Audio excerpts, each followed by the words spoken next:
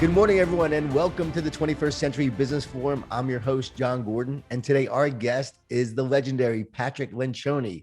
He's a best-selling author and an organizational health expert.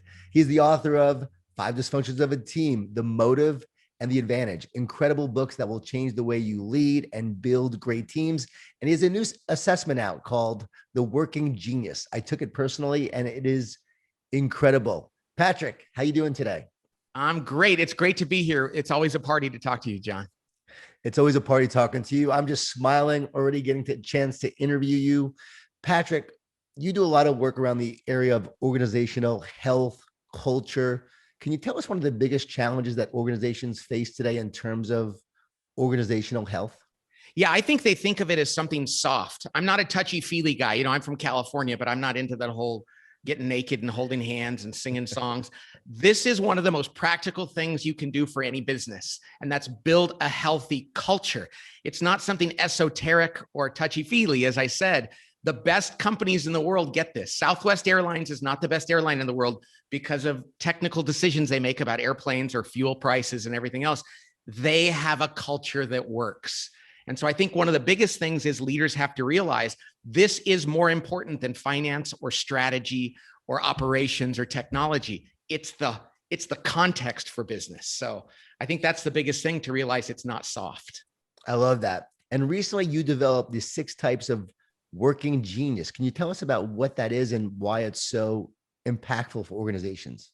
Yeah, after just about a year ago, we accidentally came up with this model that I'm convinced is the most important thing I've ever done. And by the grace of God, I was frustrated with something and I was trying to solve a problem for myself and my organization. And we came up with this new way to look at work, which involves 6 different activities. Any kind of work, whether you're starting a company or launching a product or organizing a family vacation or running a church or a school, there are 6 distinct activities that have to be done. And as it turns out, we human beings only have 2 of them that we love. 2 of those 6 things are what we call your working genius. You get joy and energy from them. 2 of those 6 we call working frustrations. They drain us of our joy and energy. And then 2 are in the middle. We can do them, that we don't love it, but we can manage to do them. Well, if people don't know what their working geniuses are, they can't bring their best self to work. They can't love their work, and they're not going to feel fulfilled in their work. And we have been shocked by the stories that have come in. 120,000 people took this in the first 6 months after it was out. And we have never got more stories from people that said, for 19 years, I was frustrated in my job and I finally figured out what I needed to do. It's changed marriages. It's changed companies that have reorganized around it. So I can't really take credit for it. I was just desperate for myself. And this, I think, is bigger. We're convinced right now it's bigger than the 5 dysfunctions of a team. How is it different than other assessments out there? It's a great question. Others, and I love those assessments. I've done them all. We've used them with clients. The Myers-Briggs, DISC, all these different things are great. This one is about work, about what you do at work. It's not about my personality or my deeper understanding of myself. I love all those things. This one, 10 minutes after you get the results, you immediately say, no wonder I'm successful here, or no wonder I struggled there, or now I figured out why John, we need to change his job, or Mary, why we need her to help other people because she's so great at this. The impact and it's such low-hanging fruit. So I've done Myers-Briggs with teams, and you go, I'm an ENFP. What does that mean for my job? How should I lead differently? We're never quite sure. There's a lot of layers. This one takes 10 minutes to fill out the assessment. 15 minutes later, you're reading through your results and you're thinking, now I understand. We had a guy say, Pat, I thought my wife hated me. And he laughed and he goes, partially it was true. Every time I came up with an idea, she would criticize it. And I thought she just wanted to pull me down. And when she realized what her genius was, she has discernment. She said, every time you came up with an idea, I was just trying to help you make it better. And he said, they took it on their anniversary. He said it was the best anniversary present they ever had. So, I mean, that's such a silly sounding thing, but it's happening in the boardrooms at a corporate level. It's happening in churches, schools, departments, families. And you and I actually have the same exact outcome of the assessment. What does that mean besides the fact that we're actually good friends and we get along so well? Well, you know what it means is we love our work. And you've had jobs that you didn't love. I had 3 jobs before I started my own company and did this. You and I have the gifts of invention and discernment. We love to come up with new paradigms, new ideas, even out of nothing. That doesn't drain us. It energizes us. And then we like to evaluate things, like compare things and curate, like, oh, this is great and that's good. Ask us to finish. Ask us to do the detail work, to push things across the finish line, to stay engaged when somebody needs help on something. If we can't do it in an inventive, discerning way, we're really struggling. And so I know why I failed in my first job out of college. I know why I love what I do now. And I know why some days I come to work and I'm being asked to do things outside of my genius, why it can be a struggle. That brings up a great point. When you have a team, you need someone that has one strength and also other people to compensate for weaknesses. So if a team is lacking one of these working geniuses, what happens? Well, depending on which one is lacking, there's a very profound. So I was working with a multi-billion-dollar software company, and I was working with the executive team, and no one on the team had the first genius, which is called the genius of wonder. The genius of wonder are people that like to sit around and contemplate things. They look at the environment. What's missing? What could be better? Is this the best it can be? It doesn't sound practical. It's the least practical, but it's critical. And I thought these software engineer executives were going to say, this is stupid. The CFO said, nobody on our team wonders. We never ponder the bigger picture. It's the reason why we're behind our competition. We don't think enough about what our customers really want. If we don't bring somebody in to help us wonder, and we don't carve time out with no spreadsheets and no analysis to just think about our business, we're going to go out of business. So without wonder, you're going to miss the forest for the trees. But then at the other end of the scale, it's the genius of tenacity. These are people that love to finish things, wrestle things to the ground, push them across the finish line. They don't get energy and joy unless they can complete things and see the impact. Organizations that don't have that can have great ideas that never come to full fruition. So, I mean, any one of the 6 geniuses, if they're lacking on a team, can create real problems. And that's why we need each other. That's the beauty of this tool too, John, is that human beings need one another. It's hard to say on the Myers-Briggs, like an ENFP, do they need an INTJ? But this one is like, your invention requires my discernment, which requires somebody else's galvanizing. It really tells a team why they need one another. This is perfect for teams. Every team needs to do this. We have the genius of invention, the genius of wonder, tenacity. Tell us about the others. So one, I love the genius of galvanizing. That's the 4th one. So you need to wonder, which leads to invention, which leads to discernment. And once you've discerned this is a great idea, or this could work, somebody has to come along and get the world excited about it. And literally call people into a conference room and say, okay, let's do this. Let's disrupt things. Let's change our jobs and really rally around this. Well, as it turns out, I can do that, but I don't like to. And for 20 years in my own business, I was doing all the galvanizing. And I was to the point where I would come into work and I would see a bunch of galvanizing that I'd have to do, and I would get grumpy. And that's how this came about. Somebody said, why do you get grumpy? And it's like, I don't want to push anymore. And that's how we developed this model. We said, what is that about? I found a guy in my organization who loves to galvanize. He's the chief galvanizing officer. He runs our morning meetings where he gets everybody fired up. He's constantly pushing people out of their comfort zone. It allows me to live in invention and discernment. I had no idea that he was frustrated because he couldn't galvanize. He had no idea I was frustrated because I had to.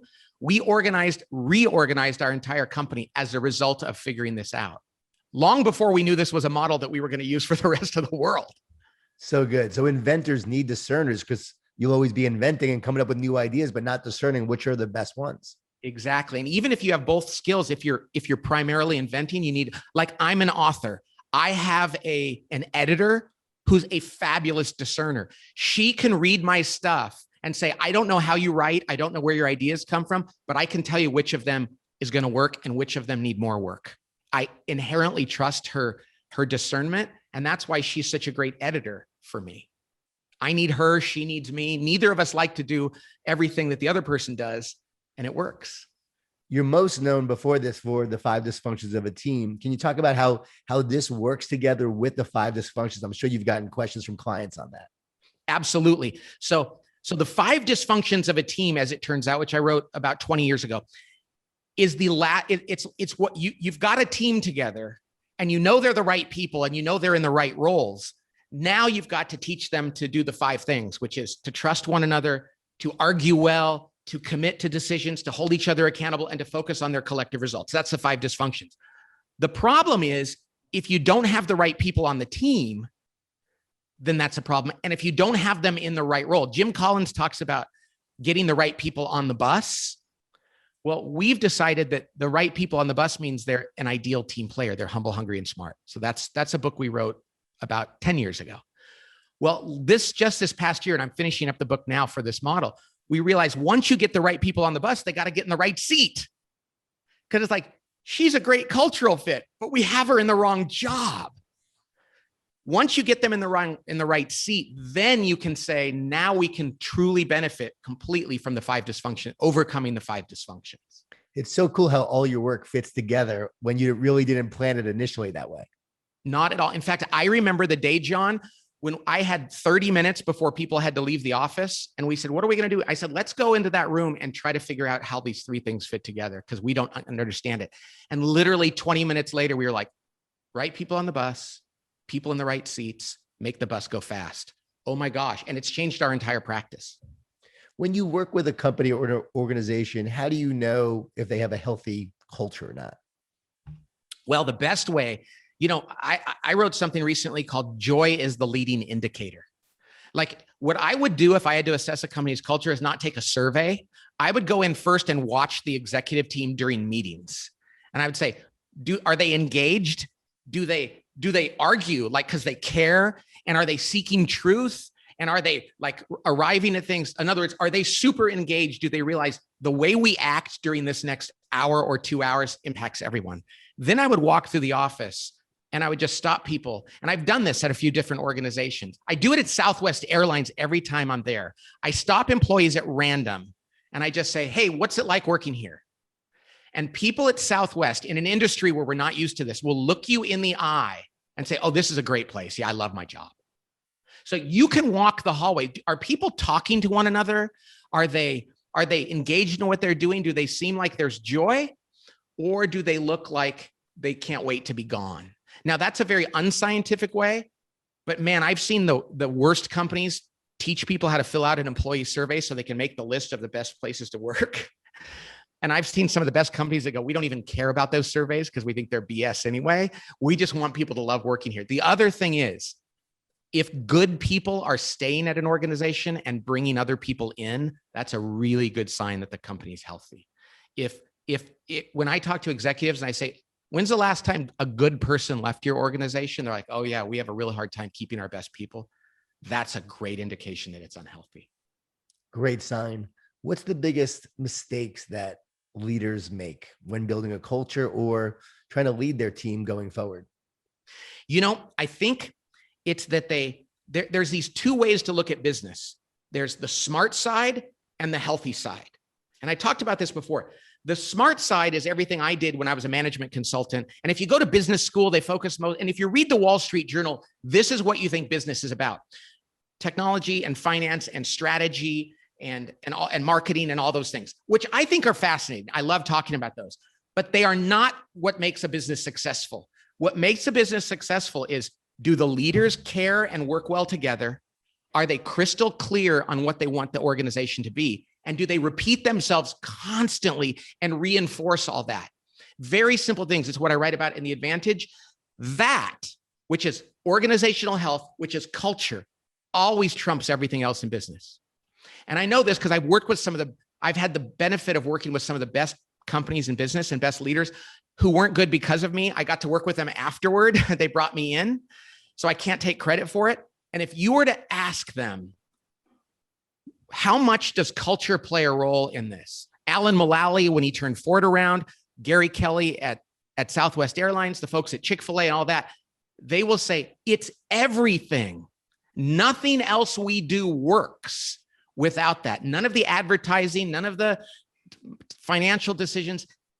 The culture is the place where it lives. And the biggest mistake executives make is they think it's about figuring things out up here, when in reality, it's far more behavioral than it is intellectual.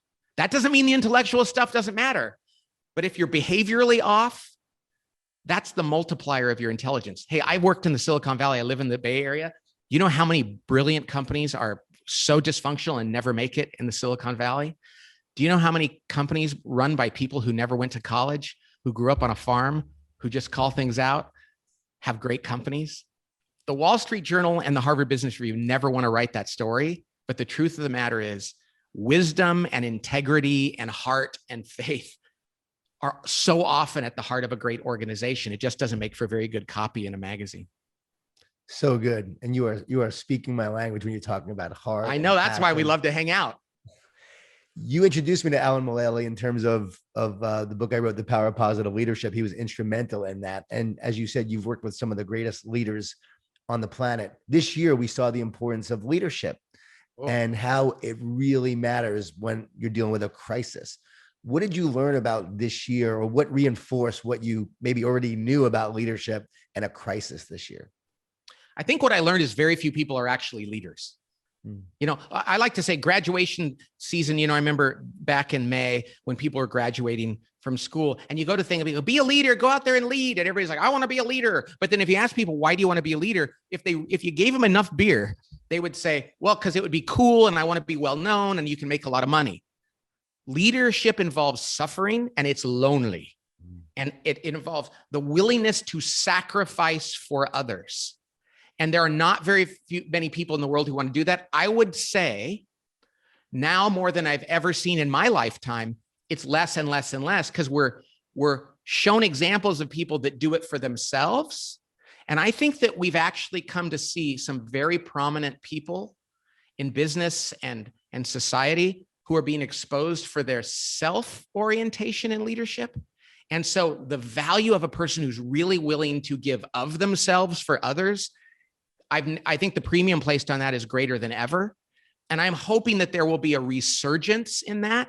I haven't seen it yet, but I'm hopeful that as people realize the power of doing the hard thing, that it will, I hope that the next generation really rallies around that. I like to say, John, I'm tired of people using the term servant leadership, because it implies that there's another kind. All leadership should be servant leadership. And when we say, well, he's a leader or she's a leader, but she's not a servant leader, that's not leadership at all. So I'm actually hoping that we have a resurgence in that. I don't see it yet, but I'm hoping it happens. Leaders serve.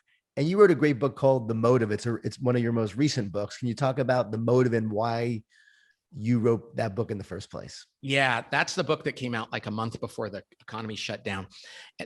That's about, there's really two motives for leading. And this should have been the prequel to all my other books, because all my books were about how to lead, like how to do this, and you should do this. And if you're running a meeting, and if you're being a leader, but it's the first question I realized needs to be, why are you a leader? And it gets back to what I just said.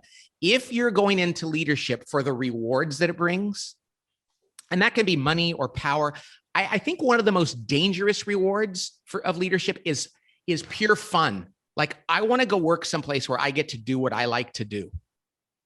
I want to come to work and just do things that I feel like doing and avoid other things. Reward-centered leadership is very dangerous. The real reason is what I call responsibility-centered leadership. A person that gets named the CEO of a company, their first reaction should be, oh crap, I have to go even harder for others, instead of, yes, I've arrived. You know, you work with a lot of sports teams. A person that gets drafted by in the NFL, let's say, should go, oh my gosh, they're paying me a lot of money. I better go start working hard. I got to prove to them that I'm worthy of this by putting the team first, versus, yes, I just made a ton of money. I'm going to be famous. I finally arrived. And the truth of the matter is, John, I've seen leaders with one of those motives is not good. And all of us can fall into that. I can tell you this, in my career, I've lost sight at times and kind of came to work thinking, how can I entertain myself and do what I like to do. And that's very dangerous. So it's not black or white. All of us can struggle. We have to constantly remind ourselves the only motive for leading is the responsibility of serving others, not serving ourselves.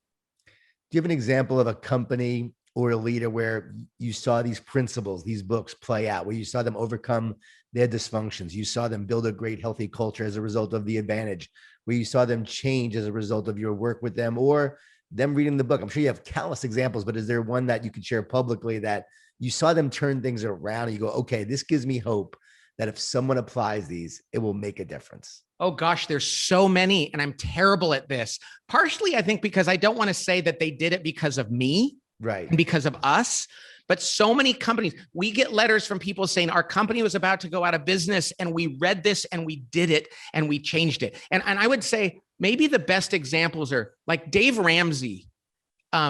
He uses our stuff and he says, now he's already great. He has his own great business books, and Alan Mulally, when I met him and I was starstruck, I was sitting next to him on a plane. He pulled out the advantage and the entire book had underlines and sticky notes in it. And he told them, he said, a publisher came to him and said, I want you to write a book about how you turned the Ford Motor Company around. And he told them, I'm not going to write it because it's already been written and it's the advantage. Now, but what I have to say is he read that after he was done. He said, your book described what I did.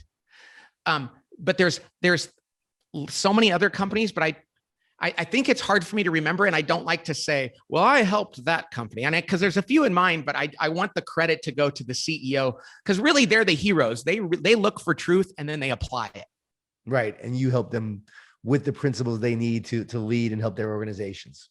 Yeah. Southwest Airlines will constantly tell you that I've helped them a lot over the years. I mean, they have said that, and I think it's bullshit. I mean, I think that they had it all figured out.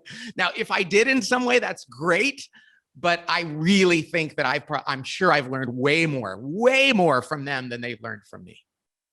Where does a leader start with your work? You talked about all the books. You talked about the prequel. Maybe the motive is the first one, but that should be the first one. The first book that a leader should read when they're starting. But what's the first book a team should read? You have The Ideal Team Player. Working Genius is going to be coming out. What would you say? 5 Dysfunctions? Ideal Team Player. I'm so tempted to go, oh, I don't know, but it's really The Ideal Team Player because that's like, do we have the right people on the team? And that doesn't mean if you read it, because The Ideal Team Player is about the 3 qualities that are essential to be a team player. And that you have to be humble. It's not about you. You have to be hungry. You can't be a slacker. You got to want to do a little more. And you have to be smart, not intellectually smart, but emotionally intelligent. If you have those 3 things, but if you go around your team, and I do this with teams all the time in sports and in business, churches, if you go around your team and somebody says, yeah, I don't think I'm very good at that one, then you go, great, let's coach that person. Let's coach each other. The ideal team player is the basis of that. Because if everybody on your team says, we really want to be humble, hungry, and smart, and if we catch each other failing in that area, we're going to call it out and build them up, everything gets easier. Then do the Working Genius to figure out what their gifts are, and then do the 5 dysfunctions of a team. So good. I have a question that came up in my mind just now, and I got to ask you. It's a tough question, but if someone is looking to begin a career or they're going to a job, what's more important? Getting to utilize their working genius at a company that may not have a great culture, may not be a strong team, but they get to do what they love and they get to use their genius, or a company they love. It's a great company. It's an amazing culture. They're having fun there, but they're not necessarily using their working genius or their gifts. And so the culture sort of compensates for the lack of maybe focus they have or desire or joy they get doing what they love to do and using their gifts. What's more important? Okay, I love it. So if you're going to a company and it's got a great culture and even small companies can do this, but you're going to have a lot of flexibility of what you do. So go there, discover your genius, try to work at least in your area of working competency, try to minimize your working frustration, but you're going to be able to discover that. They're going to know you. They're going to value you. So I would say go to the organization that's healthy and that fits you culturally. But don't go to do that don't go commit to yourself to work in your area of frustration, because even though it's a good company, you're going to wilt on the vine. But overall, find a great organization. Now, if you said to me, though, I had to go for 2 years and work in a place and I knew I was going to leave, I might actually say, go do what suits you so you can grow as in your work. But in the best answer is try to get both. And if you want to commit to an organization where you can have flexibility over your career, find the great organization. Because your first job is always going to be kind of hard. Just don't make it so miserable because you're doing something you're terrible at. That's a great question. And that's a very practical one too. There's something valuable about going and doing something that you love to do, even at a dysfunctional organization, because you can always go somewhere else. But if you really want to join an organization and you want to stay with them, you can always adjust your job. Such a great answer too, Pat. I love that. Now we know why you're legendary. And so, Pat, as we come to a close, is there one piece of advice you want to share to business leaders, entrepreneurs, people who are listening to this right now to help them as they move forward in terms of their leadership, their team, their career, just something that's on your mind and heart that you want to share? Yeah. And I've never said this in an interview before, but it's something I'm really looking into. Leaders have to be sacrificial and giving to others and be responsibility centered, but you do have to take care of yourself. And I'm not good at that. Because a lot of leaders become successful because they don't take care of themselves. They just keep working and working and working. And eventually, though, if you don't know yourself, that's gonna bite you in the bottom. And so really explore. And when I say take care of yourself, that doesn't mean come to work and work on what you feel like. It means get to know who you are and find out what makes you tick. And sometimes our greatest motivators are actually wounds. And I don't want to make it sound too touchy-feely, but the thing is, if we don't go back and say, why do I work so hard? Why do I want to be successful? And kind of explore that, one day it can get to be too heavy. So this is just something I've never talked to on a podcast about, but I'm exploring right now. Do some self-discovery and be easy on yourself. Because I mean, John, sometimes I think the very best athletes are almost self-destructive. And like, I can look at a few sports, like there's a few sports where like, this is the best that ever lived. And I think it was really, they were just white knuckling it for years. And I would much rather be not make the Hall of Fame, but have played in the NBA and enjoyed it, but not felt like I had to grind so hard because I was trying to prove something, than be the GOAT and feel like it was at the expense of myself. So that's not a reference to Tom Brady, by the way. And the expense of everything, a wound that's not healed, that's not healed becomes infected and then leads to your demise. Yes. And what you're talking about is the whole person, not just the performer, but the whole person, and the person who not just is leading for themselves, but leading for others, the person who has to heal themselves in order to heal others. And so I think you're moving into a great area with this kind of work. I've been thinking about it a lot as well. So it's pretty cool that you're thinking about it as well. There's that saying, wounded people wound others. But right. a woman I know recently said, healed people heal others or participate in that. And so get healed. So as a leader, that means going back to why you lead, and who you are determines how you lead. So it sounds like your work's taking you a little bit in that direction too, right? Yes. In fact, there's a guy in your neck of the woods in Florida named Bob Schutz, who's a psychologist who wrote a book called Be Healed. And it's a faith-based book about discovering your wounds. And I love it because he lays it out like there's 7 choices. And if you do, it's very linear. Not linear, but there's a structure. And he says, depending on what your wound is, this is probably what you believe about yourself. And this is probably how you act. And I love that because it's like, I can figure that out, And so it's been life-changing for me. I'm trying to find a time to go down there and spend a week with him. If I do, I'll let you know. Maybe we can do it together. That'd be awesome. I'd be there in a heartbeat. Pat, in closing, what's one thing we could start doing today to be a better leader right now? I think it's taking time in silence every day. Every time I do it, when I wake up and I spend 15 minutes in silence, I pray, reflect, everything changes. And how many days I just go, oh, I gotta go. And it doesn't work. So take time alone and everything changes. Patrick Lencioni. Discipline. Discipline. Patrick Lencioni, thanks so much for your wisdom today. Thank you for your guidance and for making us all better. We appreciate you. It's great to see you, John. God bless you. I want to thank all of you for watching. We appreciate you. And a big thanks to our sponsors for making this podcast possible. Please join us next month where we will have Todd Graves. He is the founder and CEO of Raising Cane's, one of the fastest growing food chains in the country. Todd was named one of the most admired CEOs, and he is appearing on a new show called Restaurant Recovery on Discovery Plus, where you can find him there. Hope you join us. It's going to be a great show. Thank you so much.